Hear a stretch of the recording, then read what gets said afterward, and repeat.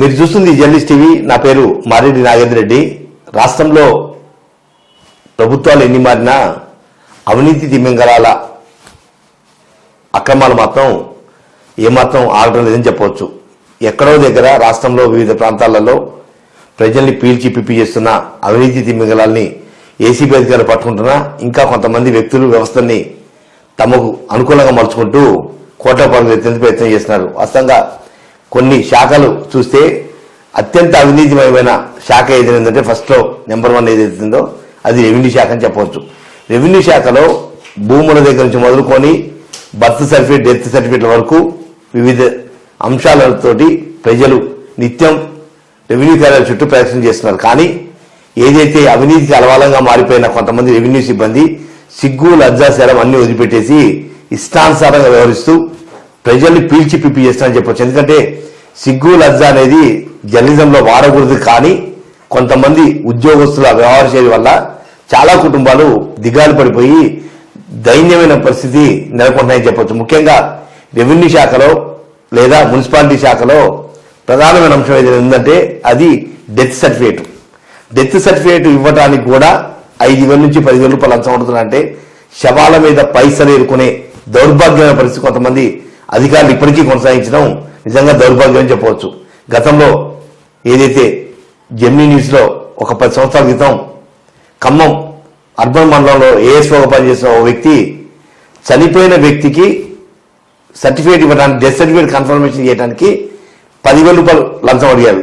ఏదైతే చనిపోయిన వ్యక్తికి సంబంధించిన ఎన్ఆర్ఐ క్యాండిడేట్ ఉన్నారో ఆ క్యాండిడేట్ డైరెక్టర్ నా దగ్గరికి వచ్చి మా నాన్న చనిపోయింది కన్ఫామ్ అయినప్పుడు నేను ఎందుకు లంచం ఇవ్వాలి, నేను అవసరమైతే ఏసీబీ అధికారిని ఆశ్రయిస్తా అంటే ఆయన్ని కన్విన్స్ చేసి మేమే ట్రాప్ చేసి ఆన్ రికార్డెడ్ గా పట్టుకుంటే మహానుభావుని ఖమ్మం నుంచి తీసుకుపోయి బాధ్యత ట్రాన్స్ఫర్ చేశారు. అంటే చనిపోయిన వ్యక్తి నిజమా కాదా అని తేల్చడానికి కూడా లంచాలు అడిగే దౌర్భాగ్యమైన స్థితి రెవెన్యూ శాఖలో ఉంది, అటు మున్సిపాలిటీ శాఖలో కూడా కొనసాగుతుంది. వాస్తవంగా ఏదైతే డెత్ సర్టిఫికేట్ కావచ్చు లేదా ఫ్యామిలీ మెంబర్ సర్టిఫికేట్, ఈ రెండు కూడా ఒక వ్యక్తి కుటుంబానికి, చనిపోయిన వ్యక్తి కుటుంబానికి చాలా కీలకమైన అంశం. ఏదైతే ఒకవేళ ఆ వ్యక్తి అనారోగ్యం పాలైపోయి ఆసుపత్రి పాలై అప్పుల పాలైనప్పుడు ఈ డెత్ సర్టిఫికేట్ ద్వారా ఆయనకున్న ఇన్సూరెన్స్ ని క్లెయిమ్ చేసుకునే అవకాశం ఉంటుంది. ఆ వచ్చిన డబ్బులతోటి కర్మకాండలు కూడా పూర్తి చేసుకొని కొంత కుటుంబం స్థితిపడే అవకాశం ఉంది. కానీ ఏదైతే అవినీతి తిమ్మింగళాలు అడ్డమైన గడ్డి తిని లేదా శవాల మీద పేలాలు ఎదుర్కొనే అటు రెవెన్యూ శాఖలోని కొంతమంది ఉద్యోగస్తులు కావచ్చు లేదా మున్సిపల్ శాఖలోని కొంతమంది ఉద్యోగస్తులు డెత్ సర్టిఫికేట్ విషయంలో లేదా ఫ్యామిలీ మెంబర్ సర్టిఫికేట్ విషయంలో లంచాలకు మరిగిపోయి నీచమైన బతుకు వెల్లదీస్తున్నారని చెప్పొచ్చు.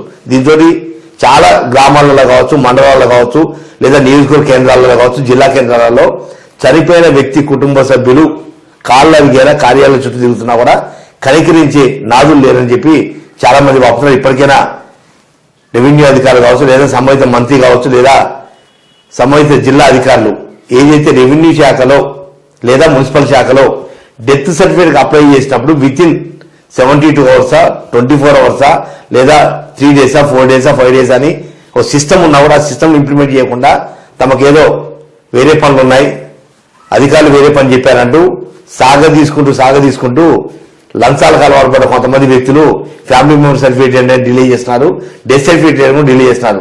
ఇవన్నీ కూడా సంస్కరించాల్సిన అవసరం ఎంతైనా ఉంది. ఇప్పటికైనా రెవెన్యూ శాఖ కావచ్చు లేదా మున్సిపల్ శాఖలో డెత్ సర్టిఫికేట్లు లేదా ఫ్యామిలీ మెంబర్ సర్టిఫికేట్ విషయంలో తాత్సారం చేస్తున్న వ్యక్తుల విషయాలలో అధికారుల మీద దృష్టి కేంద్రీకరించి సంబంధిత వ్యక్తుల మీద చర్యలు తీసుకోకపోతే అవినీతి మింగళాల బతుకులు బాగా ఉన్నా కూడా ఏదైతే చనిపోయిన వ్యక్తి కుటుంబ సభ్యులు మాత్రం మరింత అప్పుల పాలే అవకాశం ఉంది. తాజాగా నిన్న కారేపల్లి మండలంలో కూడా ఓ ఆర్ఐ కేవలం ఫ్యామిలీ మెంబర్స్ అంటే వీళ్ళ కుటుంబానికి ఇంతమంది పిల్లలు, భార్య భర్తలు, భర్త చనిపోతే భార్య పిల్లలు లేదా భార్య చనిపోతే భర్త పిల్లలు, ఇది కన్ఫర్మేషన్ చేయడానికి కేవలం కనుక నిజంగా శ్రద్ధ ఉంటే అరగంట నుంచి గంట కన్నా ఎక్కువ పట్టదు. సంబంధిత గ్రామానికి పోయి ఎంక్వైరీ చేస్తే అరగంట నుంచి గంట పట్టదు. కానీ తిప్పుకుంటానికి కేవలం తమ జేబులు నింపుకోవడానికి ఇటువంటి కకృతి సన్నాసులు ఉండటం వల్లనే చాలా కుటుంబాలు ఇబ్బంది పడుతున్నాయి. ఇప్పటికైనా జిల్లా అధికార యంత్రాంగం పూర్తిస్థాయిలో దృష్టి కేంద్రీకరించి డెత్ సర్టిఫికేట్ విషయంలో డిలే చేసినా లేదా ఫ్యామిలీ మెంబర్ సర్టిఫికేట్ విషయంలో డిలే చేసినా కూడా వాళ్ళ మీద శాఖాపరమైన చర్య తీసుకోవాల్సిన అవసరం ఎంతైనా ఉంది.